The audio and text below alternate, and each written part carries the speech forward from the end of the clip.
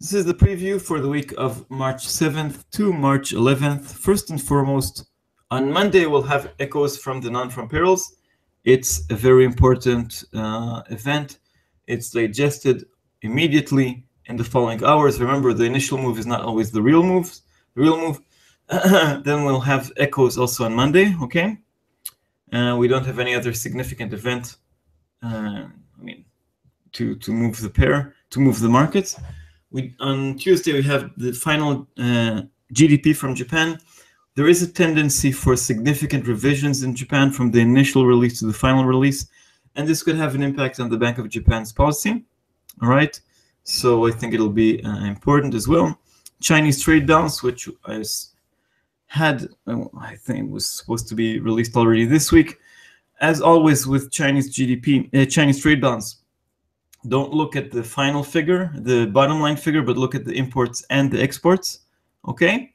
More imports, more exports, good news, more trade, more economic activity, good for the Aussie, good for everybody else. Less of everything is bad news for the whole world. In recent months, we had lots of disappointments from the Chinese trade balance figures. Okay, on Wednesday, we have Commodity Currency Day, rate decision in Canada, and rate decision in New Zealand. Both central banks are not expected to change rates, but you never know. The surprises in the past.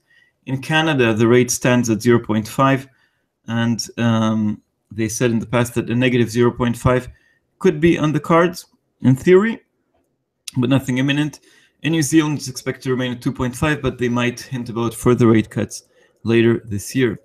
On Thursday, we have Chinese inflation figures, another measure of the Chinese economy, and the big event for next week, the drum roll, the ECB rate decision. The ECB is expected to do a lot. Cut in the negative deposit rate is basically priced in, at least 10 basis points, if not 20, to either minus 40 or minus 50, punishing banks for parking money with the ECB, and perhaps more QE, more instruments, more threats to do more in the future. And I'm sure we'll hear Draghi saying that governments need to do more. He is gradually joining the anti-austerity camp, if you wish. So that will be, of course, the big event for the week, huge event for euro-dollar, and it could have ramifications also outside the euro pairs. So we'll, of course, talk about that all week next week. On Friday, the Canadian jobs report and U.S. consumer sentiment, the preliminary figure. And that could also sort of set the last word for next week. So also a busy week, not as busy as this week, but we still have the ECB rate decision, which makes the week extremely busy. All right. Yeah, so that's the preview for next week. Big event, of course, non-farm payrolls today. Wish everybody safe and successful trading day. Remember, wait for the results, wait for markets to calm down, and then decide if you want to or don't want to enter a position. And you are again welcome to join the live coverage here on FX Street and Forex Crunch. And you're welcome. I'm very glad to see you guys helping out each other as well.